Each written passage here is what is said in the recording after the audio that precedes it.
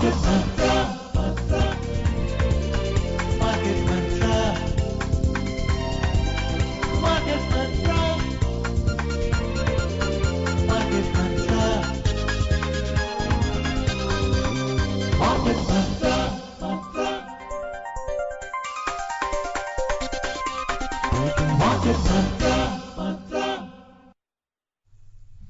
is Akashwani. Good evening and welcome to Market Mantra.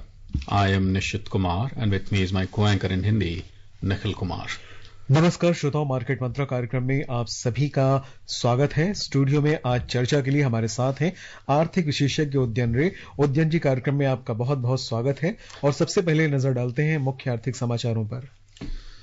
So benchmark domestic indices decline. Sensex falls over 300 points. Nifty settles below 24,100. Any attempt to manipulate the newly introduced closing auction session will be dealt with sternly, says SEBI's chairman Tohin Kant Pandey. And global crude oil prices rise as tensions in West Asia intensify. घरेलू share बाजार में आज गिरावट का रुख। Sensex में 300 से अधिक अंकों की सुस्ती और निफ्टी 24,100 अंक से नीचे आया।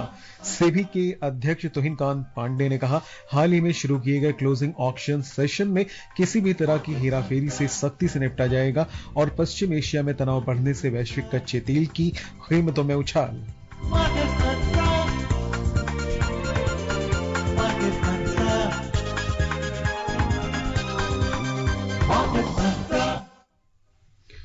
The views and opinions expressed by experts in this program are their own and not those of Akashwani.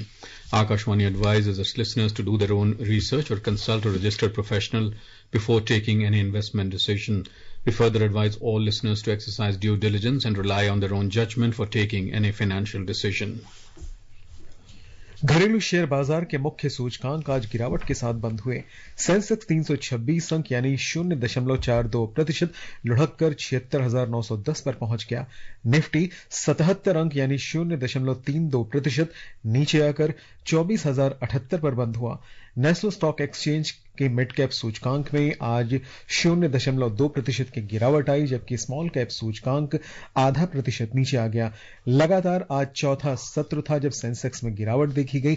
वहीं निफ्टी 7वें दिन गिरावट के साथ बंद हुआ।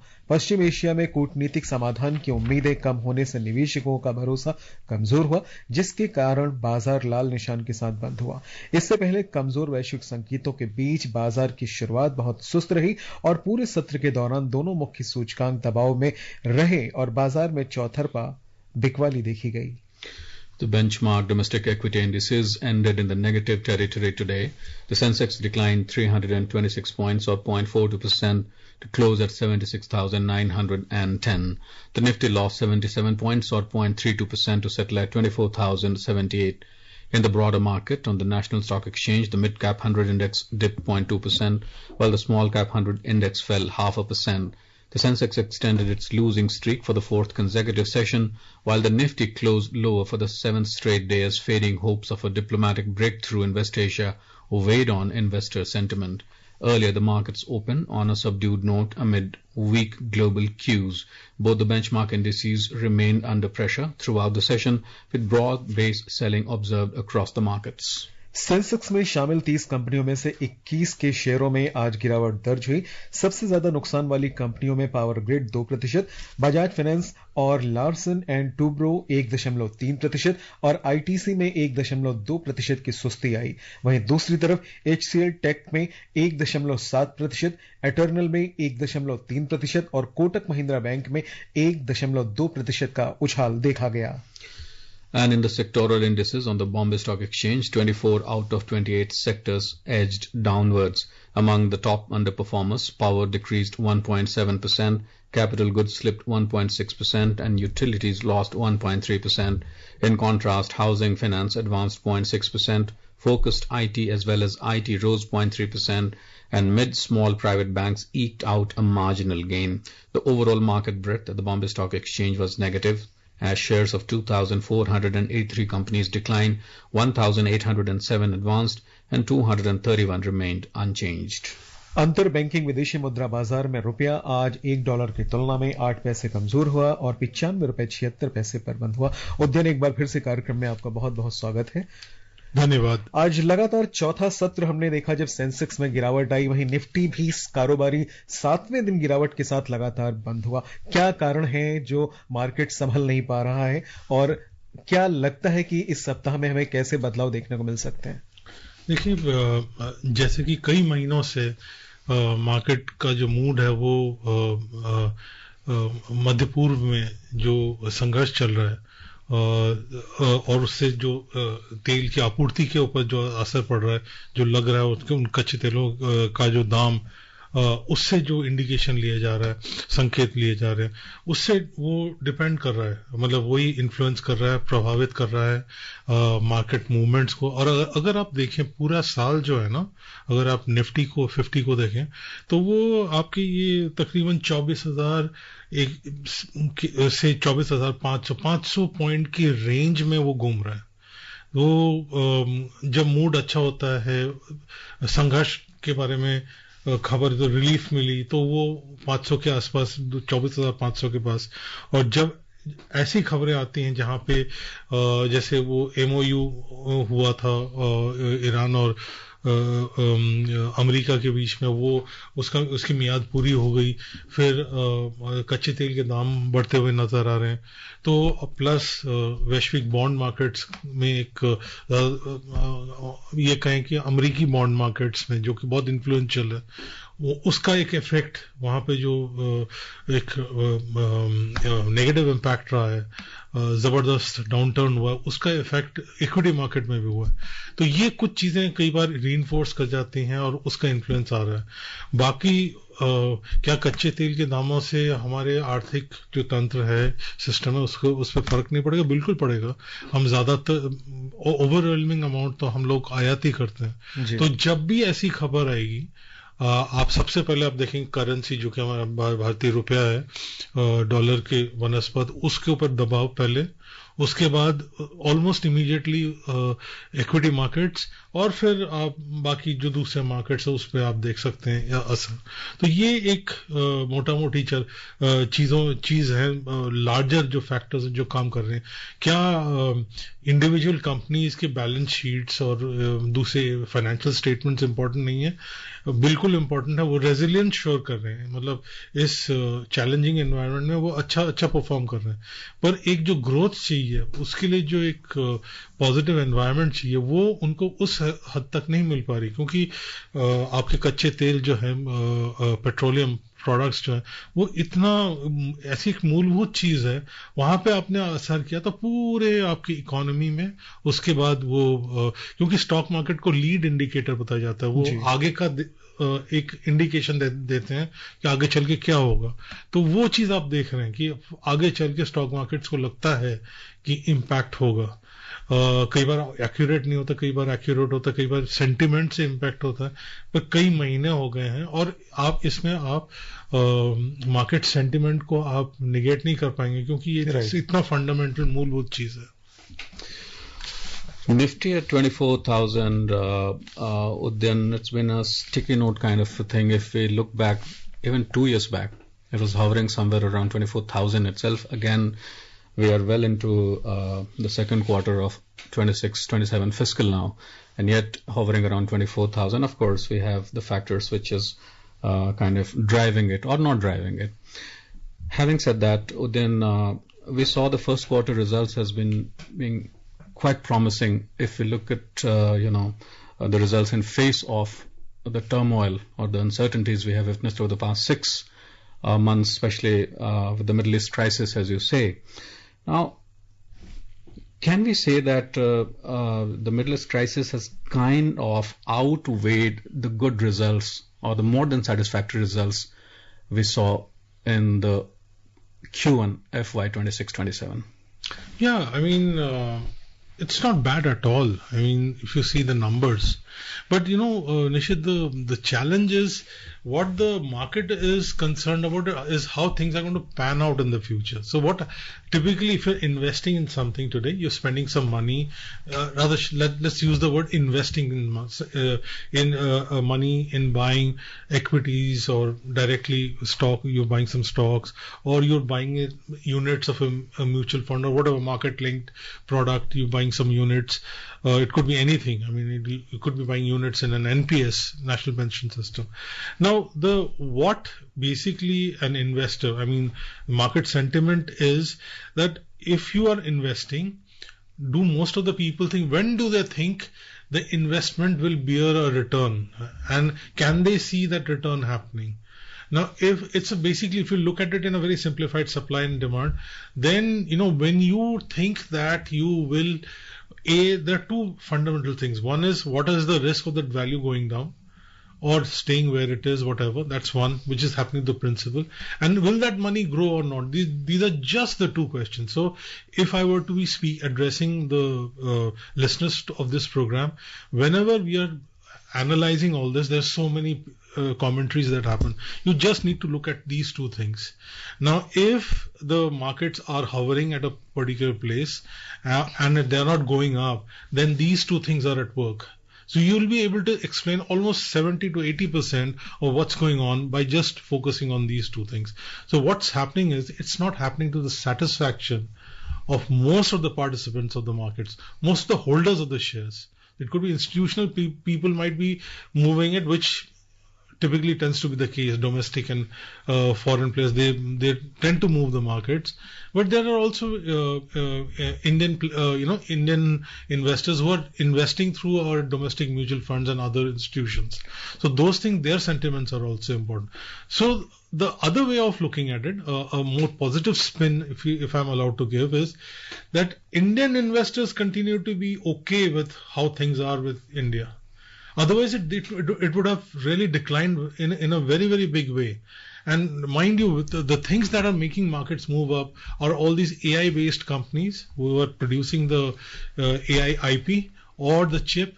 Now, we don't really have those kind of players in our country. So we will have a player who will be doing data centers and stuff like that, but not the frontline things which are moving markets elsewhere, say in South Korea or Japan or US. So the fact, it is actually the other way of looking at it, that it is reflecting resilience. Now that doesn't help. It's a high risk investment, and these are what the vagaries are. So therefore, another lesson is that obviously people talk about asset allocation, that you need to be in equities, gold and debt. That mix you're getting back to the textbook. And how do you do it for a retail investor, people like you and me? You can look at multi-asset allocation funds, and if you look at how they've been doing it every time period, 6 months, 1 year, 3 years, 2 years, you'll find them doing much better than even index funds. Right. So those things are coming back, and they are actually showing. And typically, and during these periods, you get to know also which fund manager, which fund house, which scheme does well. So it's not about how you do well when the markets are doing well. It's also when the market downturn happens, men and the boys get separated. Right. Very interesting point you make, Udyan, of the domestic investors. But let's talk of the foreign portfolio investors and the foreign institutional investors. After a long time, let's say after almost 6 months or even 8 months now, there have been a positive inflow from the FPIs and FIIs. And that is quite positive, of course, not manifesting into what we are seeing in the Indian markets. But as well, if we see the primary market as well, not getting quite buoyed up, rather being very tepid, you're saying? Yeah, it's not such a bad thing, Nishit, because there have been these complaints that, you bring an IPO and it's exorbitantly priced.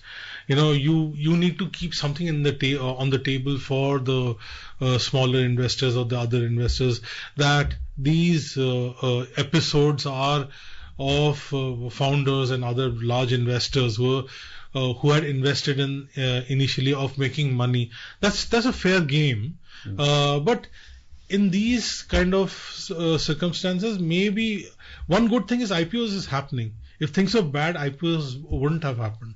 So again, I'm coming back to the resilience. If market people were not feeling excited about it, they wouldn't have come with the IPO. They would have postponed it. So those periods we have also seen. So that one thing is that it's looking okay. These people are coming in, but the pricing, I would argue, is likely to be much better. You won't find analysts complaining that it's unfairly priced or whatever, and those things are going to happen. And you will also have a pipeline of these things, these kind of companies coming in. भारतीय प्रतिभूति और विनिमय board SEBI ने कहा है कि हाल ही में शुरू किए गए क्लोजिंग ऑक्शन सेशन CAS में किसी भी तरह की हेराफेरी और इसे बदनाम करने की कोशिश को बर्दाश्त नहीं किया जाएगा। सेबी के अध्यक्ष तुहिन कांत पांडे ने चेतावनी देते हुए कहा कि ऐसे मामलों में सख्त कार्रवाई की जाएगी। वे मुंबई में भारतीय वाणिज्य और उद्योग महासंघ फिक्की के एक कार्यक्रम के दौरान पत्रकारों से बातचीत कर रहे थे। श्री पांडे ने कहा कि पहले इस्तेमाल की जाने वाली volume weighted average price VWAP व्यवस्था की तुलना में क्लोजिंग ऑक्शन सेशन के तहत संभावित हेरफेर का पता लगाना सेबी के लिए अधिक आसान है। उन्होंने कहा कि क्लोजिंग ऑक्शन सेशन में बाजार सहभागियों, खासकर म्यूचुअल फंड और प्रोप्राइटरी ट्रेडर्स की भागीदारी लगातार बढ़ रही है। सेबी ने बाजार में पारदर्शिता बढ़ाने और हेरफेर की संभावनाओं को रोकने के उद्देश्य से 3 अगस्त को क्लोजिंग ऑक्शन सेशन की शुरुआत की थी। इस व्यवस्था के तहत कारोबार समाप्त होने के समय के आसपास एक निर्धारित अवधि में खरीद और बिक्री के आदेश लिए जाते हैं और उन्हें नीलामी प्रक्रिया के जरिए उनका मिलान किया जाता है। श्री पांडे ने यह भी कहा कि अब तक CAS में सेबी को किसी भी तरह की हेराफेरी के संकेत नहीं मिले हैं। उन्होंने इस नई व्यवस्था को बाजार के लिए एक बड़ा सुधार बताते हुए कहा कि इसे आगे भी जारी रखा जाएगा। उद्यम एक नई शुरुआत जिस तरह से सेबी के माध्यम से की जा रही है, आपको क्या लगता है कि आने वाले समय में या अभी की हम बात करें तो इसके क्या इंपैक्ट हमें देखने को मिल सकते हैं? देखिए, ये बिल्कुल अलाइन कर रहे हैं। जो विश्व के सबसे बड़े स्टॉक एक्सचेंज है, दूसरे एक्सचेंज है, उनमें भी इस टाइप के प्रोसेसेस हैं, इस टाइप का सिस्टम है, तंत्र है, तो उनके साथ आप अलाइन कर रहे हैं। तो कोई फंड इंस्टीट्यूशनल इन्वेस्टर है, कोई लार्ज इन्वेस्टर है जो वहां इन्वेस्ट करते हैं, उनको बेसिकली जब आप विश्व के साथ, तंत्र के साथ जोड़ रहे हैं, तो आपके सिस्टम्स हार्मोनियस होना पड़ता है। चाहे आप टैक्सेशन करें, चाहे आप एनी मनी लॉन्ड्रिंग से जुड़े हुए जो रेगुलेशन है वो करें, या स्टॉक मार्केट जो इंफ्रास्ट्रक्चर है, जो सिस्टम है, वो अलाइन करें। और थ्रू आउट हमारे देश में हम लोगों ने कोशिश की है कि हम जुड़े रहें, कि जैसे दूसरी जगह में होता है, दूसरे देशों में होता है, दूसरे स्टॉक एक्सचेंजेस में होता है, वो जो प्रैक्टिसेस हैं उनको अडॉप्ट करें। ये उन लाइन में है जो इससे टीथिंग प्रॉब्लम, जैसे बच्चों के दांत जब निकलते हैं तब उनको थोड़ी सी दिक्कत आती है, तो ये वो वाले टीथिंग प्रॉब्लम्स है। पार्टिसिपेशन का इश्यू है। जब जैसे भागीदारी या पार्टिसिपेशन बढ़ेगी, आप पाएंगे कि वो नॉर्मलाइज हो रहा है। एंड ये कोई भी एक्सपर्ट होगा, कोई भी जो इसको इसमें नजर दौड़ाता है, वो यही कहेगा कि ये ज्यादा, हम चेयरमैन सेबी से एग्री करना पड़ेगा कि ये ज्यादा पारदर्शिता वाली सिस्टम है, क्योंकि वो आप उस सेशन में प्राइस डिस्कवरी हो रही है, वनस्पत इसकी की एवरेज निकाला जाए। वो पूरा सेशन प्राइस डिस्कवरी के लिए है जो आखिर में हो रहा है। तो वो उससे जो आपके पैसिव फंड्स हैं, ETFs वगैरह हैं, इंडेक्स फंड्स हैं, उनके लिए क्लोजिंग काफी इंपॉर्टेंट हो जाता है। तो वो जितना बेहतर करेंगे उतना उनका ट्रैक रिकॉर्ड भी बेहतर होगा। तो उसे आप और हम जैसे निवेशक है, वो जिसे ट्रैकिंग एरर बोलते हैं, कि इंडेक्स से कितने दूर रहे, इंडेक्स पे तो आप इन्वेस्ट कर रहे हैं, तो वो ट्रैकिंग एरर जैसी चीजों में वो भी उसके लिए भी इंपॉर्टेंट हो जाता है। सिर्फ ये FNO और दूसरे डेरिवेटिव्स प्लेयर्स के लिए इंपॉर्टेंट नहीं है, आप और हम जैसे निवेशकों के लिए भी इंपॉर्टेंट है। उदयन, क्या ये इकोनॉमिक वैल्यूज को स्टेबिलिटी देने की भी एक कोशिश है, जिस तरह से RBI कर रहा है, खासतौर पे उस मामले में जहां पर हम अपने विदेशी मुद्रा भंडार की बात करते हैं?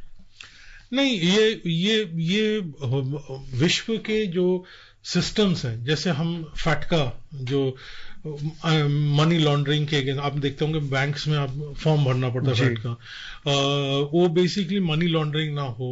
दूसरे जो चीजें हैं वो हम एक हर जगह में हम ग्लोबल सिस्टम, सब सरकारों में उनके जो तंत्र हैं उनमें, ताकि एक पारदर्शिता रहे, सिस्टम सिमिलर रहे। क्योंकि आप एक देश से दूसरे देश जाएंगे, उसका अलग सिस्टम करेंगे तो आपके लिए खर्चा बढ़ जाता है।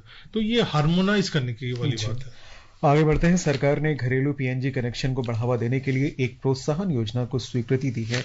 पेट्रोलियम और प्राकृतिक गैस मंत्रालय ने कहा कि पाइप से मिलने वाली प्राकृतिक गैस की ये योजना 1 सितंबर से लागू होगी। इस पहल का उद्देश्य देश भर में घरों तक साफ, सुरक्षित और पाइप वाली सस्ती कुकिंग गैस पहुंचाना है। अभी देश भर में 1,74,00,000 घरेलू पीएनजी कनेक्शन है।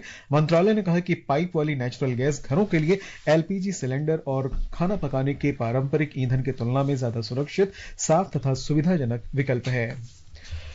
और अब एशियाई बाजारों की बात करें तो आज दक्षिण कोरिया के कॉस्पी में 5.8% का नुकसान देखा गया।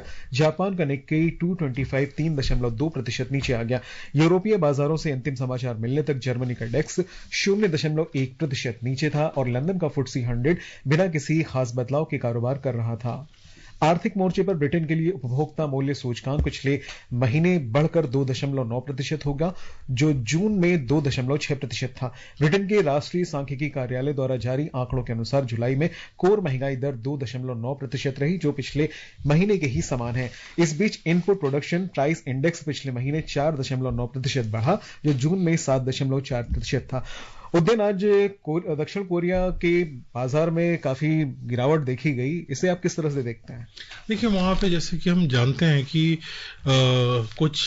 कुछ गिने चुने स्टॉक्स की वजह से काफी हलचल मची हुई। कुछ एक फंड्स हैं जो कुछ पर्टिकुलर स्टॉक जैसे हाइनिक्स, एसके हाइनिक्स, उनके साथ जुड़े हुए हैं। तो जिस तरीके से उन्होंने फंड्स को, उस पर्टिकुलर फंड को, ईटीएफ को स्ट्रक्चर किया, तो वो वहां का उतार चढ़ाव के कारण भी कुछ और हैं और असर भी कुछ और है। और ये जब एआई रिलेटेड बुलिशनेस चल रही थी तो तब वो इस तरह एक हाई टाइड की तरह वो उन सारे बोट्स को ऊपर लेके जा रही थी। अब जैसे ही वहां पे पेसिमिज्म आ जाएगा थोड़ा बहुत, जो कि कल आया, पिछले कुछ सत्रों से आ रहा है विश्व के मार्केट्स में, वेस्टर्न मार्केट्स में, तो आप पा रहे हैं कि साउथ कोरिया में भी असर हो रहा है। और वहां पे वायलेंटली इसलिए मूव कर रहे हैं और ज्यादा शैलबी से मूव कर रहे हैं क्योंकि उनके जो एआई रिलेटेड प्लेज हैं, जो स्टॉक्स हैं, वहां पे असर ज्यादा देख रहे हैं, स्पेशली हाइनिक्स में। And moving on to the US markets, major US indices ended lower yesterday, led by a sell-off in semiconductor stocks. Investors remained cautious as continued tensions in West Asia pushed bond yields to multiple year highs. The Nasdaq Composite Index declined 1.3%, the S&P 500 dipped 0.7%, and the Dow Jones Industrial Average fell 0.2%. Market participants will closely watch the minutes of the Federal Reserve's July meeting, due later tonight, for further insights into policymakers' views on inflation, interest rates, and the broader economic outlook. But then, of course, the West Asian crisis hangs heavy on the US markets as well, as we see the markets dipping. The semiconductor stock sell-off is quite surprising. That is one. And of course, your take on the Fed's meeting, the outcomes of it. Would it be dovish, hawkish, or remains the same? So, Nishit, the change that has happened with the new Fed chair is that he doesn't want to give guidance. Now, what's happening is suddenly that information, what the Fed thinks, where things will go, which was guiding the market all through. It's like a parent holding you by the hand and showing you, acting like a compass. Now suddenly that hand is gone, that information source, that perspective, the markets are not getting. So they will be looking, they'll be scanning through all the minutes that is coming out and try to make a determination how Fed is going to respond. Because the price situation in the US is not exactly in the zone that the Fed will like. Now what is the Fed going to do about it? So that is the question. People are going to they'll try to extract from the minutes and any other utterance which the respective Fed governors do. So that would be a very, very key part. Second is, I think you mentioned about these semiconductor stocks, etc. Now, there are these periods, and recent days has been one of those periods when it so happens that the prevailing mood or prevailing sentiment is that people think that AI play is being overdone, maybe with government borrowing so much of money. And you see, what happens is think of a pool of funds where everybody has to borrow. If government is going to borrow more, where will the AI guys go and borrow? So because these are very large sums, and where would other people borrow? Which means that if there's going to be pressure on borrowable funds, that means the price of those borrowable funds will go up. So that's why you're finding these yields going up. So those are things that are influencing even the equity markets. Right. And US President Donald Trump has delayed the planned 50% tariffs on Canadian imports worth $20 billion. The announcement came after the two countries reached a last-minute deal less than 2 hours before the sanctions were to go into effect.